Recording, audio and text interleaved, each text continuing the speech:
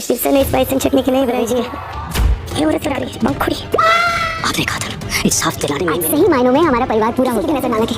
आप अभी कह रहे थे ना कि वसुंधरा जी आपका परिवार पूरा नहीं हुआ है। सीरियल ड्रामा अनुपम के आने वाले एपिसोड धमाकेदार होने वाले हैं। जी हाँ दोस्तों, दरअसल अनुपमा और ईशु को राघव बचा लेता है और वहीं दूसरी तरफ अनुपमा राघव की पत्नी की फोटो देख लेती है और वो कहती है कि ये तो राघव की पत्नी है।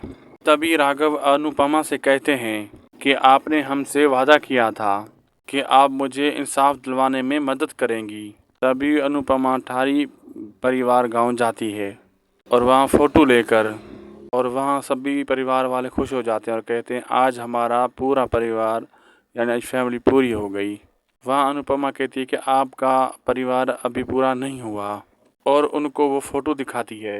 जब वो फ़ोटो देखते हैं तो पराग और मोनिका की आंखें फटी की फटी रह जाती हैं। देखते हैं अनुपमा कैसे इंसाफ दिलवाएगी राघव को।